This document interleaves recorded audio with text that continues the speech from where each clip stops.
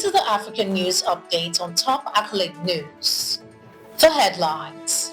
Uganda Parliament approves law allowing military trials for civilians. Ex-DR Congo PM sentenced to 10 years forced labor. Ghana immigration halts arrest in street begging crackdown. Ethiopia aims for 20 million jobs in a decade.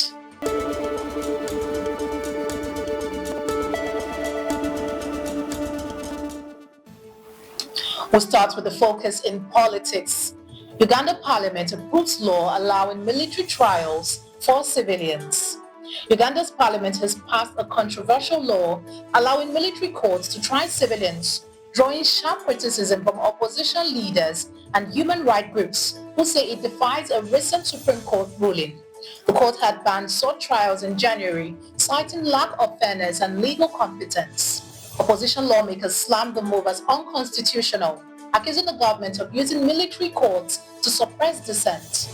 Military officials defended the law as essential for national security, while President Yoweri Museveni is expected to sign it into effect. Critics warn that this legislation could mark a troubling setback for civil liberties and judicial independence in Uganda. Still in politics, ex-DR Congo PM sentenced to 10 years forced labor. In the Democratic Republic of Congo, former Prime Minister Augustin Matata Ponyo has been sentenced to 10 years of forced labor for embezzling $245 million in public funds alongside former Central Bank Governor Deogratias Mutombo, who received a 5-year sentence.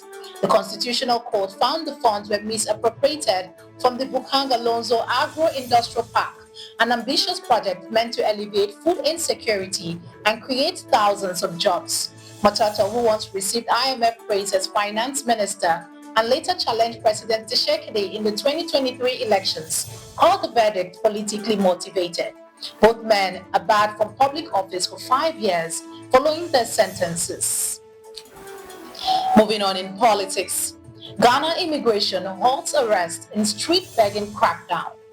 The Ghana Immigration Service has temporarily suspended arrest in its nationwide crackdown on foreign street beggars due to overcrowding at detention centers. In a press release dated May 19, 2025, the GIS confirmed that 2,244 individuals, mostly Nigerians, have been detained, with 925 already repatriated. The service emphasized that detainees are receiving humane treatment, including meals and medical care. The operational pause highlight the logistical strain of processing large numbers of migrants as Ghana continues its effort to enforce immigration laws and address street beggings linked to economic migration and criminal networks. Shifting focus to economy, Ethiopia aims for 20 million jobs in a decade.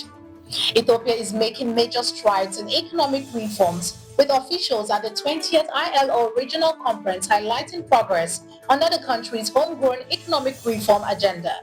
Planning Minister Fitsum Assefa emphasized inclusive growth as key to stability, pointing to reforms in finance, logistics, and telecom that have boosted private sector activity. The country's per capita GDP now approaches $2,000, with significant poverty reduction and job creation across sectors like textiles, pharmaceuticals, and horticulture. Over 300,000 jobs have been created since 2022 through industrial parks, green initiative, and gender-focused employment policies. The Labour State Minister said the goal is 20 million jobs in the next decade, driven by policies that support fair play and youth empowerment. You're watching the African News Update on Top Accolade News. Do stay with us. Still to come.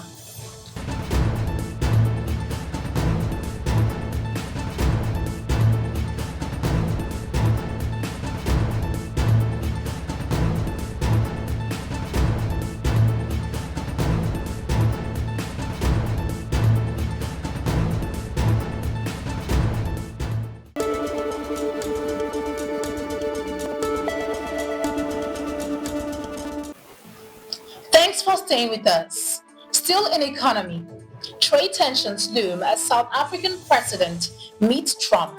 South African President Cyril Ramaphosa heads to Washington on a high-stakes mission to mend strained ties with the US President Donald Trump, whose administration has slashed aid, expelled South Africa's ambassador, and criticized the country's land reform and legal actions against Israel. With trade, aid and investment on the line, Ramaphosa aims to reframe economic relations, offering potential deals involving Tesla, Starlink and critical minerals while defending South Africa's equity laws aimed at redressing apartheid-era injustices. The visit comes amid fallout from Trump's executive order citing alleged discrimination against white South Africans. Moving to international relations, Turkey boosts troop deployment in Somalia. Turkey has significant combat if necessary. This move aligns with Somalia's broader security development goals as the African Union Stabilization Mission struggles with funding and manpower shortages. Turkey's growing military footprint could reach 2,500 troops by 2026 under a 2024 defense arrangement. Moving to entertainment, Kano Censorship Board suspends 22 Hausa film series. The Kano State Censorship Board has suspended the airing and streaming of 22 Hausa film series for failing to obtain mandatory censorship approval.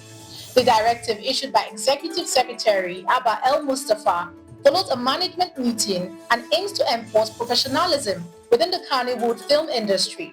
Producers have been given a one-week ultimatum ending May 25, 2025 to submit their work for review or face legal consequences. The board has also called on broadcasters and the NBC to ensure full compliance. Now in sports, Cooper Queens set to face Botswana. Zambia's Cooper Queens ramped up preparation for a three-nation international friendly tournament featuring Botswana and host South Africa with a training session in Lusaka on Tuesday. The FIFA-sanctioned fixtures set for the upcoming international window will help the team gear up for the 2025 Women's Africa Cup of Nations in Morocco.